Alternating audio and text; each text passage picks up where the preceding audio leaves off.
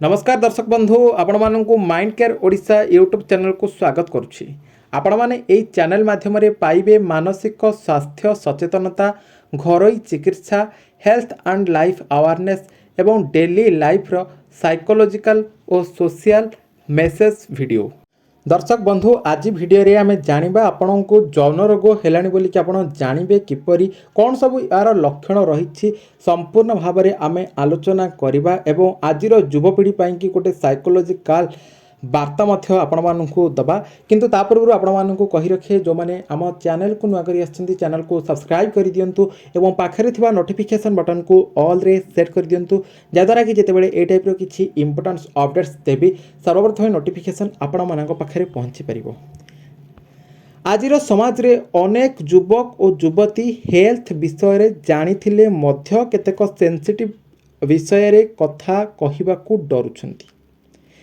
सेथिरे गोटे बड़ विषय हेउछि यौन रोग। आजिर ए भिडियो रे आमे कौनसी भय सृष्टि करिबु नाही, किंतु अवेयरनेस आउ साइकोलॉजिकल मेसेज दबा। यौन रोग माने कौन? यौन संपर्क द्वारा केतेक इन्फेक्शन छड़ाई पारे। यह साधारण भाव में एसटीडी बा एसटीआई बोली के कहुए। सबू रोग भयंकर नुहे, अनेक रोग ठीक समय रे ट्रीटमेंट नेले ठीक होई पारे। किंतु प्रॉब्लम सेतेबेले हुए जेतेबेले जड़े लोक लज्जा अनुभव करे, लज्जा अनुभव करिकी भୟରେ डॉक्टरों पाखक जाए नाही। केउ सबू लक्षण देखिले सावधान हेबे। दर्शक बंधु किछि कॉमन वार्निंग सिग्न्स रही जेमति कि पिसाब समय रे ज्वलन, परिस्रा करने समय रे ज्वलन हेबा, असाधारण खुचुड़ी, परिस्रागारा कुंडाई हेबा बा कुंडाई हेकी लाल पड़ी जिबा, चर्मरे घा बा दाग देखिबा, असाधारण डिस्चार्ज, तल पेटरे पेन हेबा, फेवर वीकनेस, ए सबू तार लक्षण रहुछि। किंतु मन रखंतु केबे केबे कौनसी सिम्पटम्स नथिले मध्य इन्फेक्शन थाई पारे। सेथिपई सेल्फ ट्रीटमेंट नुहे, proper medical checkup importance. Psychological problem कहीं बढ़े? अनेक युवक इंटरनेट रे अधिक सर्च करी फियर भीतर जाती, तापर anxiety, overthinking, guilty, depression ये सब आरंभ हो जाए। साइकोलॉजी कहे fear without proper knowledge creates panic.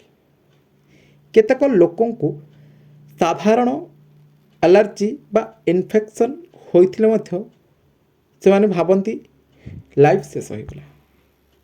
Importance कथा कौन? दर्शक बंधु हेल्थ इश्यू हेले लज्जा करंतु नहीं। डॉक्टर को पाखक जीवा वीकनेस नुहे, बरम यह होछि गोटे मैच्योरिटी। फेक मेडिसिन ठारू दूरे रुहंतु। यूट्यूब, फेसबुक आउ सब जितेक आमर सोशल मीडिया रहिला तार रैंडम एडवाइस ब्लाइंडली फॉलो करंतु नाही। प्रॉपर टेस्ट और ट्रीटमेंट करनियंतु। आजिर युवपीढ़ी मानक पई गोटे मेसेज रहिबो, अवेयरनेस रखंतु, रेस्पॉन्सिबल हुंतु, हेल्थ को इग्नोर करंतु नहीं। मत रखंतु लज्जारे चुप रहिबा गोटे बड़ प्रॉब्लम क्रिएट करिबा। नॉलेज और राइट ट्रीटमेंट ही सबुठ होछि बड़ सॉल्यूशन। शेष में एतिकी कहिबी, यौन रोग विषय रे भय नुहे, सठिक ज्ञान दरकार। सिम्पटम्स देखिले इग्नोर करंतु नहीं, पैनिक करंतु नहीं। डॉक्टर एडवाइस निहाती आवश्यक, कारण awareness saves health, fear distress peace. एथि सहित सचेतन हेबे युवपीढ़ी एवं उन्नत हेबो ओडिशा।